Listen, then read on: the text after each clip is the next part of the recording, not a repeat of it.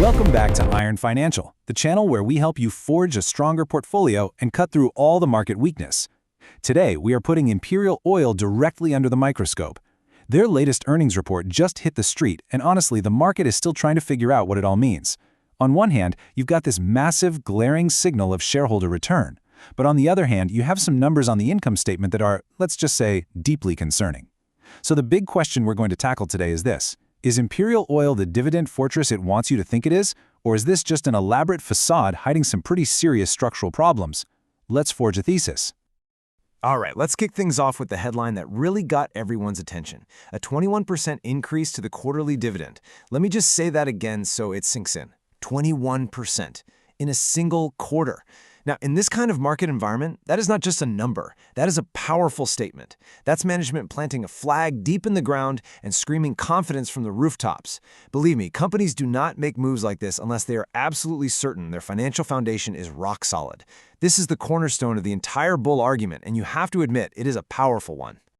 And look, this isn't some flash-in-the-pan move designed to distract you. This massive increase marks the 31st straight year that Imperial has raised its dividend. Just think about that for a second. 31 years. We're talking through multiple oil booms and busts, through major recessions and soaring recoveries, through the dot-com bust, the '08 financial crisis, global pandemics, and all kinds of uncertainty. Through all of that, this company has consistently, year after year, delivered more cash back to its owners. This isn't just some corporate policy. For them, it's practically a law of physics. It's exactly the kind of long-term, all-weather discipline that forges a true financial fortress built brick by solid brick, year after painful year.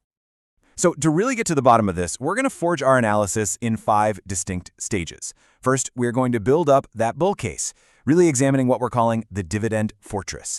Then our skeptic is going to see if that fortress can withstand a direct assault as we search for cracks in the armor.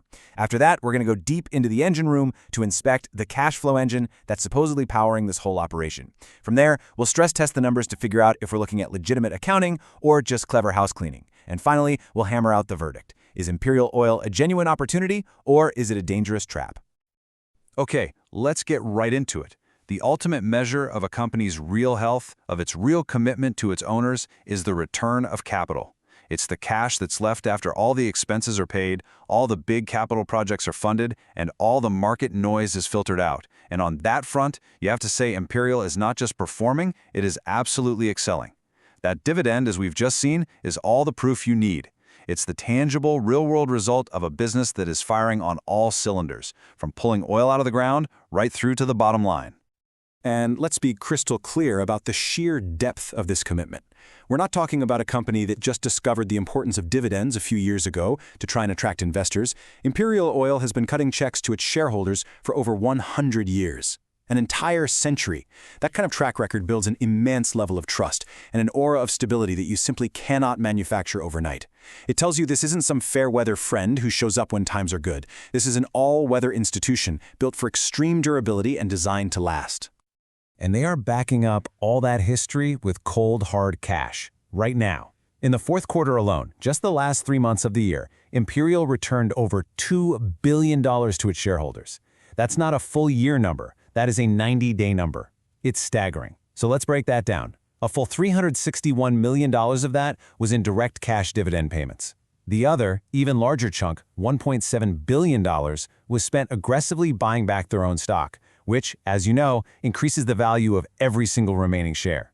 This is not a small gesture. This is a massive, confident, almost arrogant deployment of capital that says one thing loud and clear. We believe our business is strong, and we are putting our money where our mouth is.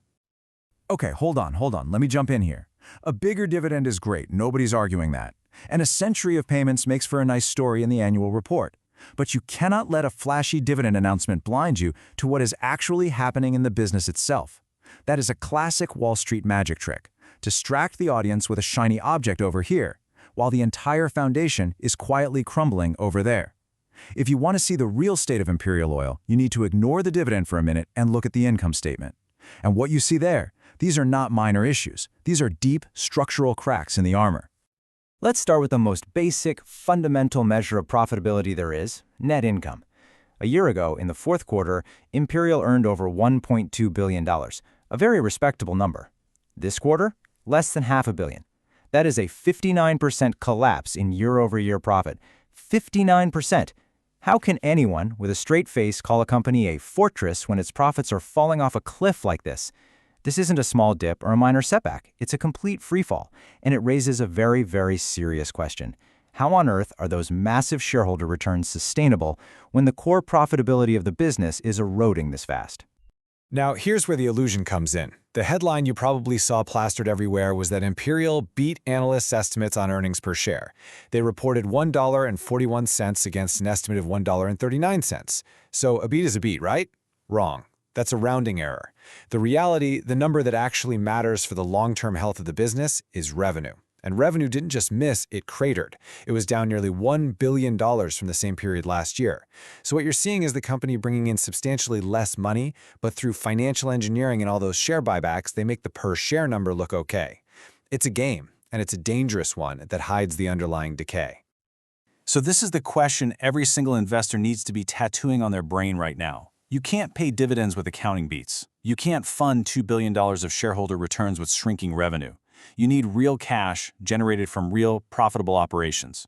So where's the money coming from if both the top line and the bottom line are in a complete nosedive? To me, this looks less like a fortress and more like a company that's draining the moat just to keep the fountains running in the courtyard. It is not sustainable. That is a fair challenge. A very fair challenge. And honestly, if the story ended with the income statement, I would share that exact same concern. But it doesn't. You see, the income statement, with all its non-cash charges and arcane accounting rules, can be incredibly misleading in a single quarter. To understand the true health of an industrial giant like Imperial, you have to look past the paper profits and go down into the engine room. You have to look at the cash from operations. That number, that is the real measure of strength, the true foundation of this entire business. And here is the rebuttal. This is the number that really matters. Despite the lower revenue, despite the collapsing net income, despite weakening crude prices, Imperial Oil's actual day-to-day operations generated more cash this quarter than it did in the same quarter last year. Just let that sink in for a moment. Cash from operations was up over 7%, climbing from under $1.8 billion to over $1.9 billion. This tells you that the core business, the actual physical process of pulling oil out of the ground and refining it, is somehow more efficient and more profitable than it was a year ago. The engine is running stronger, not weaker. And you might ask, how did they generate more cash in a much tougher price environment? Well, they did it by doing the heavy lifting. This number you see here represents the company's average daily production for the entire year, 438,000 gross oil equivalent barrels per day. Now, this isn't just a good number. This was the highest annual production volume Imperial has achieved in over 30 years. 30 years!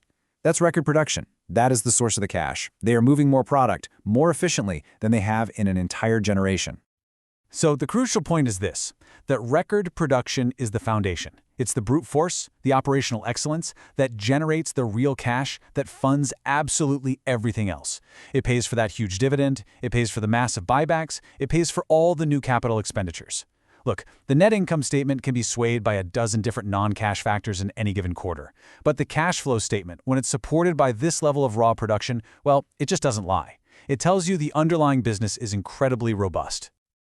Okay, I'll concede the cash flow point. The operational cash generation is clearly strong. I can't argue with that number. But that just brings us to the next and maybe the most important question of all. If the operations are generating so much cash, why did the net income look so unbelievably terrible? The company's own report blames something they call identified items. So we have to ask the question, are these legitimate, one-time house cleaning charges?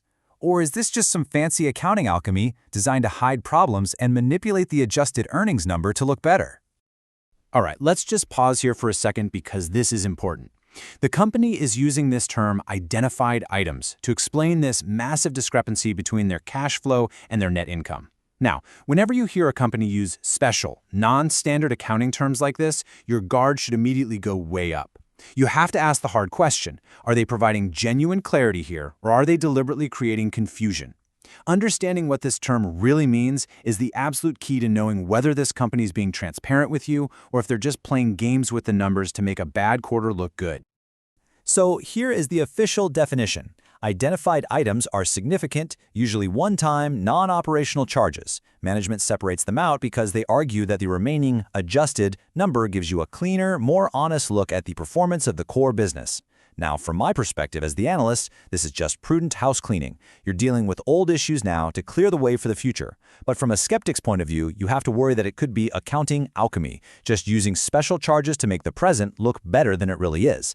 The only way to know for sure is to look at the specific items themselves. And in this quarter, there were two major identified items. First, there's a $320 million after-tax charge related to their Norman Wells asset. They're basically accelerating the shutdown of this much older field because it's reaching the end of its economic life. This is a non-cash accounting charge that just recognizes the asset is worth less on the books than it was before. The second was a $156 million after-tax charge for inventory optimization. Essentially, they're writing down the value of a bunch of spare parts and supplies they no longer need. The key here is that both of these are non-cash charges, no actual money left the building. These are prudent business decisions that clean up the balance sheet, but they have a big, ugly, negative impact on the GAAP net income number for this one quarter. Now let's quickly walk through the math so you can see exactly how it works. This is how we forge that adjusted earnings number from the official GAAP number they have to report.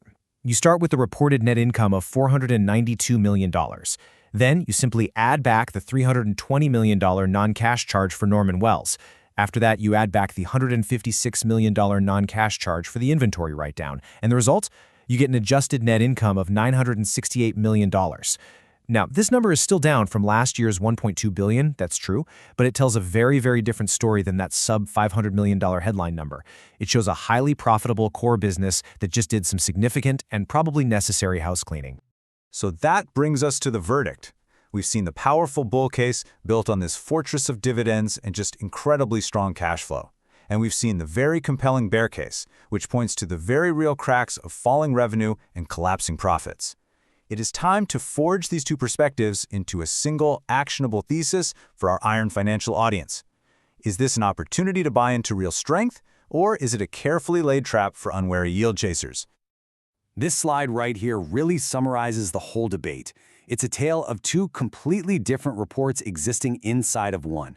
The foundation, the bull case, is built on indisputable strength. That massive 21% dividend hike, the 31-year growth streak, cash from operations up 7% fueled by record annual production, and over $2 billion returned to shareholders in a single quarter.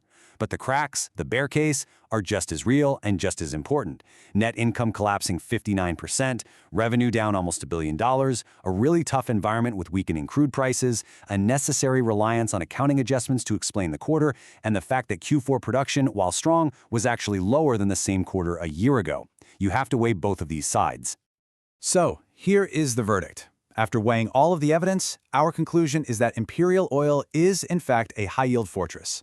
The operational strength is simply undeniable, and its commitment to shareholders is truly elite. However, that fortress is currently facing very real, very strong macroeconomic headwinds. You cannot just ignore the impact of weakening crude prices and the subsequent drop in revenue. The strength of this company is internal, but the biggest risks it faces are external. And I have to agree with that. At the end of the day, the cash flow doesn't lie. This is an operational powerhouse, and the record production numbers prove it's a company built for durability. Even the house cleaning, which looks so messy on the income statement, was likely a prudent long-term move. But the warning still stands. Investors must watch those revenue and commodity price trends very, very closely. The engine is powerful, there's no doubt about that, but it is driving against a very strong wind right now, and you simply cannot ignore that. And that leaves us all with the final, crucial question for your own portfolio. Imperial Oil has, without a doubt, built a true yield fortress, one that's backed by massive, tangible operational cash flow. But in a market with falling commodity prices and growing economic uncertainty, the question is the moat wide enough? Can that powerful internal strength truly defend against those very real external pressures? That's the question you need to answer before you invest. Thanks for joining us on Iron Financial.